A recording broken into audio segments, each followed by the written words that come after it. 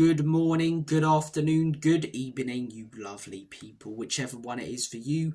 Welcome back to Lilywhite Lane. I hope that you're all having a really good day and week wherever you are in the world and whatever you are planning to get up to. Now, it was around this time 5 years ago that Mauricio Pochettino was sacked as Tottenham manager, and still to this day I believe it was one of the worst decisions ever made by the owners at this football club. I truly do. I think it was a stupid decision to sack a man who got us to heights we hadn't been at for donkey's years beforehand. We should have went through with the painful rebuild that Pochettino was talking about, and I believe if we did, we'd be sat here now talking about the success Spurs have had over the last few years instead of talking about the shambles of the football club we are, which is exactly what we were before Pochettino joined. Sacking manager after manager after manager, not backing manager after manager after manager. Martin Jol, AVB, Harry Redknapp, the list goes on and on and on. Pochettino comes in, as I say.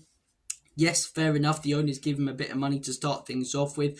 First season, he's trying to get the group together, trying to start, as I say, rebuilding the club. We finished 5th. Second season at the football club. No stage 5 of the process or anything like that. We're contending for the league title. Everyone now seems to talk about Mikel Arteta comparing Ange, give Ange some time because it took Arteta 4 years. I don't know why that's even, a discussion, because Arteta hasn't won anything. If you want to, look at other managers and how it's taken them a while, look at Pep and Klopp, not Arteta. But people seem to talk about Arteta and talk about it taking time for a rebuild and for managers to get used to the football club and get that style of play, into the heads of the players so that they play it unbelievably well every time. Second season under Pochettino, we were playing beautiful football, probably the best I've seen at Spurs. People talk about it like we bottled the league title. We were never top, so how can you throw something away that you never had? But we finished 3rd in Pochettino's second season. It was a bit gutting that we didn't go on to win the league because of the season we had, Battle of the Bridge. But an incredible season when you consider context. Then the next 2 years, Pochettino barely had a penny spent on him. A lot of the money was going into the new stadium, as I say. And we had, I believe, 2, summer windows in a row where no money was spent whatsoever. That's disgusting. That really is disgusting. But despite that, Pochettino managed to get us contending for the league title again. 2016-17, probably the best Spurs season I've seen. And I know that's not saying a lot because I'm 17, but my dad in his 40s, one of the best that he's seen. My granddad talks about that season in terms of how much he enjoyed it compared to the season where we won trophies under Bill Nick. Obviously, we went on to win trophies in those seasons, which we didn't under Pochettino. But the enjoyment of that season, having Spurs consistently destroying teams 3 or 4-0 week in, week out, keeping clean sheets, defending well, playing beautiful football, and just looking like a solid team, Hugo Lloris in goal, prime Hugo Lloris, World Cup winning captain Hugo Lloris, Danny Rose at left back, Kyle Walker and Trippier rotating at right back, Alderweireld and Vertonghen. People talk about how good of a partnership Romero and, Van der Ven are. Nothing compared to those two. The midfield, Moussa Dembele and Wanyama, 2 solid, strong and powerful DMs in there. You had Dele Alli, Christian Eriksen, Heung-min Son starting off at Spurs, exciting youngster, and then Harry Kane in the prime of his career. I mean, his prime's technically been 10 years, but I think that was the best of Harry Kane. Although he didn't score as many goals, from 2016 to 2018 as he has done over the last few years at Bayern, and even Spurs where he got the 30 goals. Just everything he was doing for the team was unreal. It really was. Not one apart from Sonny, not one player from our side right now gets into that side under Mauricio Pochettino. But look, despite the backing, Pochettino, he got us contending, he got us competing, he got us to the Champions League final. We did fail, which was gutting. And in my opinion, I still say to this day, if we back Pochettino with just 2 quality players, he didn't need loads because the first team was very solid, but just 2 quality players. So if there's an injury in the first team, we've got a good option to come straight in, like what City and Liverpool have had when they've been successful.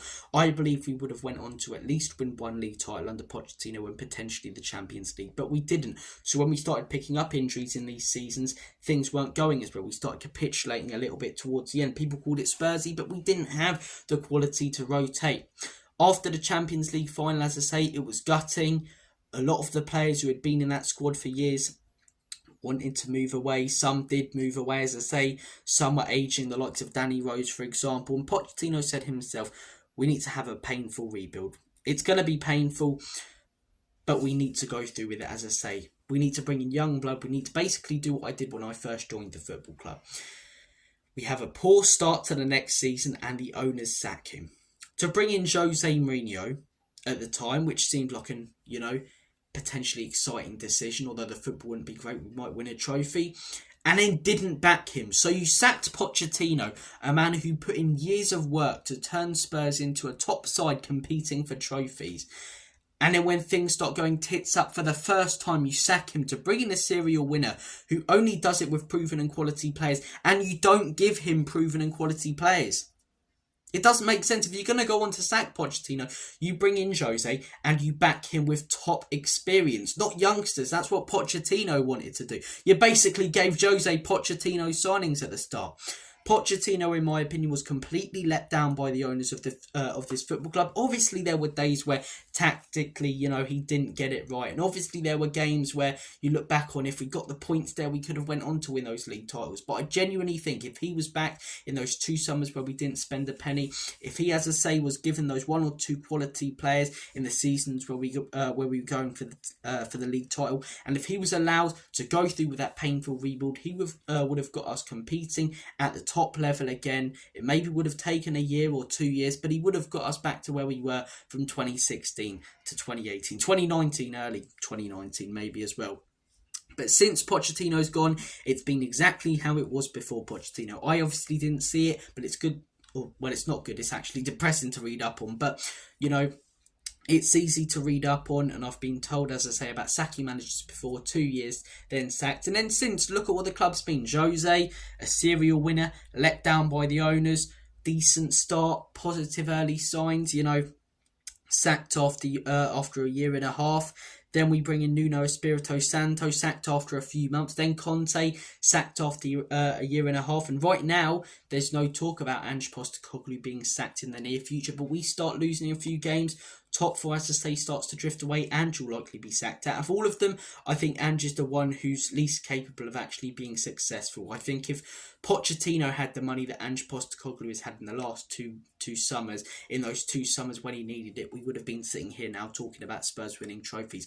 I believe if Conte was given the players that he wanted, like Ange has been, if Conte was given Bastoni instead of Longley, if Jose was given Skriniar instead of Rodon, we would have been, at least sat here talking about a trophy. I think it was stupid not to back the 2 serial winners, but it was a stupid decision to sack Pochettino, and in my opinion, it's moved us back again, and now we're static. What Spurs have been in my lifetime is, as I say, around the 4th to 8th mark, Pochettino comes in, and for the most part, it's top 4 competing for league titles, getting far in the Champions League. And then since Pochettino's gone, it's been between 4th and 8th again. 1 4th place finish, as I say, 7th place finish, an 8th place finish, 2 7th place finishes as well, or 5th place finish. So, yeah, it's just been so on and off since Pochettino.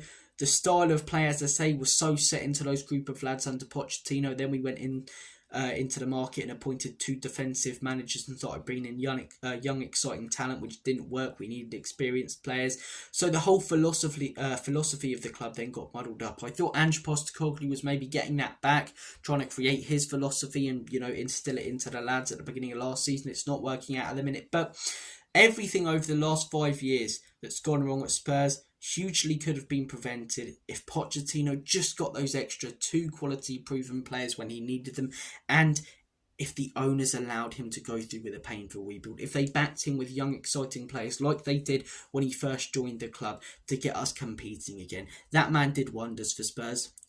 Given, as I say, the amount of money that was spent on him, given everything that was going on when he was at Spurs, I mean, all of the money, all of the funds were going into the new stadium. Yet still, he was getting us competing for league titles. He built a solid squad, a solid defence, a dangerous attack. Talk about a great mix of players in a squad. You had experience in there. You had muscle. You had leaders.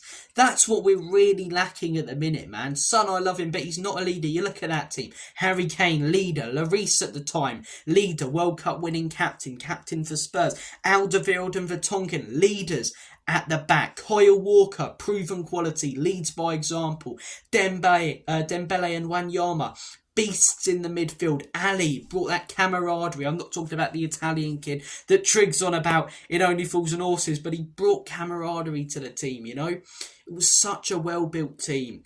And whilst that team was, as I say, starting to drop off, what should have happened was a few of them should have been sold, a few of them should have been kept, and Pochettino should have been allowed, as I say, to bring in the players that he wanted to. He should have been backed by the owners, and he should have been able to go through with a painful rebuild. If he was backed, given an extra 2 years, and things still weren't working out, then okay, I understand the sacking. But looking back now, I think it was one of the stupidest decisions this football club have ever made. It's been crap since. It was crap before. It's been mediocre since. I think that's a better term. It was mediocre before. But whilst Pochettino was there, whilst Pochettino was the leader at this football club, he got us competing for trophies. He was let down by the owners. He only needed a few extra quality players to get us over the line. And when he wanted to go through the painful rebuild, after all the credit, in my opinion, he had in the bank, based on everything he's done for the football club, he sacked and booted out the door. A disgusting decision from Spurs. And everything over the last few years, you think, as I say, if Pochettino was backed, would we be the shambles that we are, or would we be the solid team that we were when he was back, when he first joined the club, where maybe it takes a year to get things right, but after that, we're competing with the top sides, hopefully winning things, you know? I really, really do. I think if he was backed, if he was allowed to stay at the football club, go through with the painful rebuild, maybe that first season we finished 7th, 8th, the few seasons after, we're up there competing again. Liverpool have done it. Liverpool have had dodgy seasons where they've had to rebuild under Jurgen Klopp, you know. It feels like looking at Liverpool, they'll have a season or a couple of seasons where they go for the league, and then they'll have a season where they finish 5th or 6th, and they've had that a couple of times. They didn't consider sacking him. I get that he won stuff that Poch didn't, but they didn't consider sacking him. One, because you finally settled on a manager who understands the club, understands the fans, has a great connection with the fans, as I say, and the culture at the football club, and because of everything that he's done, you allow him, because of the credit in the bank, to go through with that rebuild. And then if it goes tits up, you know, you consider sacking him. But that's what Liverpool did with Klopp. They stuck by him when things weren't going well, in the occasional bad season that they've had, because of everything he'd done, and because they genuinely believed that he would get it right. The owners didn't want to spend the money. They didn't want to invest in Pochettino. They didn't want to back him because of how much hard work it would have been, although it likely would have paid off. A stupid decision, one of the worst in my lifetime. In my opinion, it's one of the worst decisions that this football club has ever made. Guys, I'm going to make like a banana and split. Hopefully I don't bash anything on the way out in this channel. In this video. I can't speak today like I did on yesterday's one when I was waffling on about that cheese sandwich. But guys, take care of yourselves, have a smashing rest of your day, and as always, come on you Spurs.